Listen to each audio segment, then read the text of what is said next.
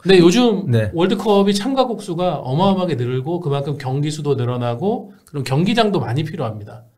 단일 국가가 사실 감당하기 어려운 규모의 대회가 됐어요. 그래서 나온 게 공동 개최 제한인데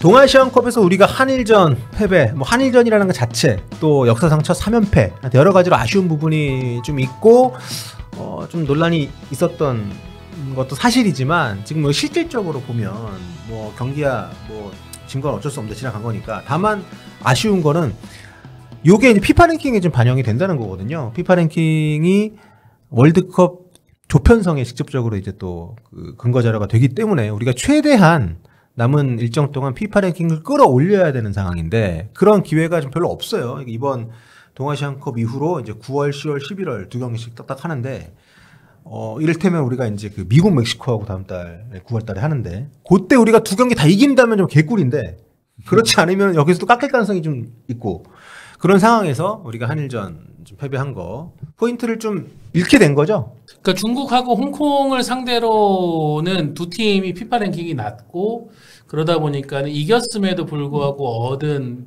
랭킹 포인트가 그렇게 많지가 않았거든요. 한 두 개 합쳐가지고 3점 몇 점을 얻었는데 한일전 자 일본은 홍명보가 지금 홍명보 출범 2기 출범 이후에 처음으로 우리보다 높은 랭킹의 팀과 경기를 했던 상황이었습니다. 근데 이 팀을 상대로 지다 보니까 4.48점이 빠져버렸어요.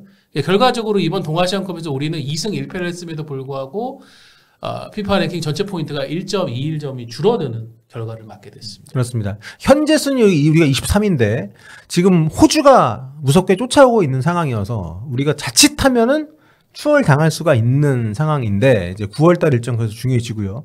근데 아무튼 현실적으로 냉정하게 보면 우리가 순위가 좀 떨어져도 이번 포트에 안착할 가능성이 꽤 높아 보이기는 해요. 왜냐하면 우리보다 순위가 높은 팀들 중에서 대륙간 플레이오프로 빠지는 팀들이 생기면 걔네들은 어쨌든 무조건 4포트로 가기 때문에 네. 또 지금 유럽 예선에서 탈락할 수 있는 팀도 있고 그렇죠. 네. 그런 걸 감안하면 현실적으로 그렇긴 하지만 어쨌든 그거는 모든 게 잘 풀렸을 때 얘기고 최대한 우리가 피파 랭킹을 많이 끌어올려야 되는 상황이어서 동아시안컵에서의 이 결과는 좀 아쉬움이 있는 건 사실입니다. 네.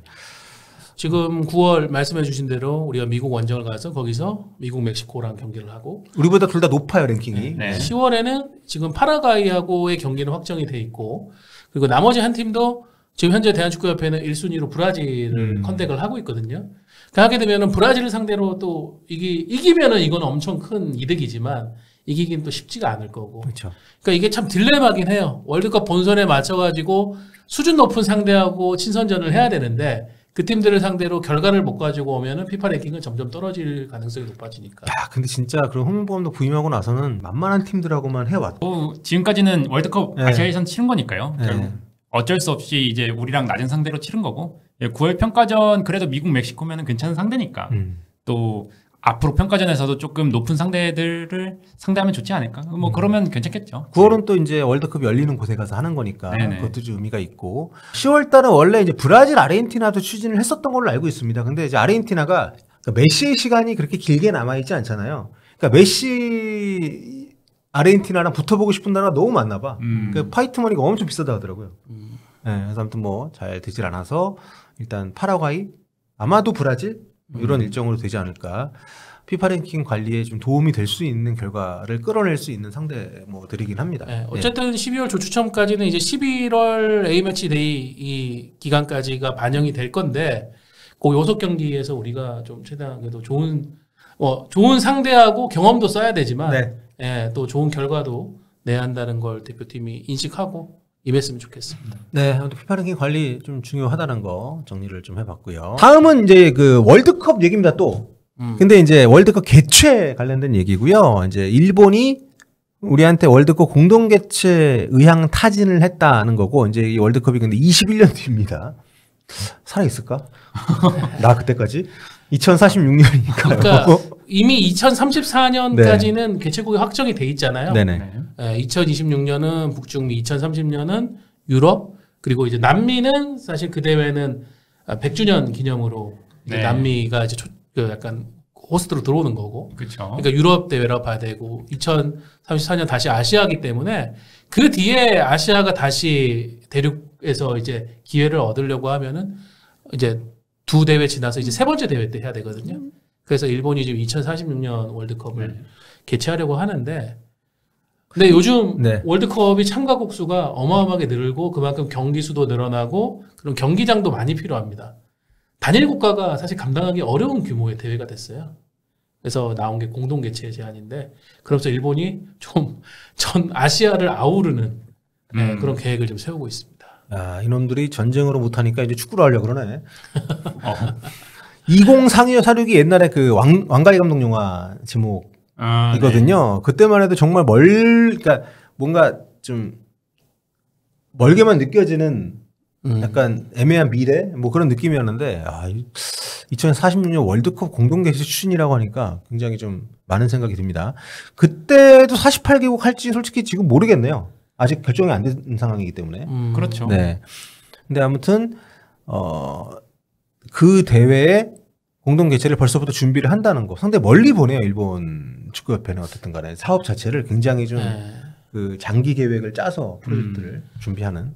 제가 볼 때는 지금 이제 아이디어가 이제 나온 것 같고요. 네. 예.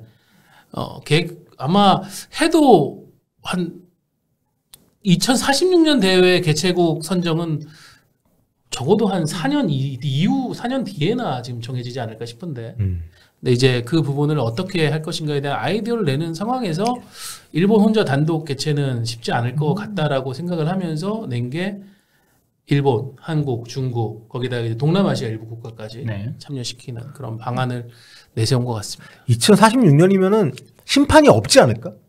다 AI로 대체가 되는. 네, 뭐 심판도 없고, 뭐 카메라들을 이용해서 하는 방식도 될 수 있고, 뭐 스로인이 없을 수도 있고.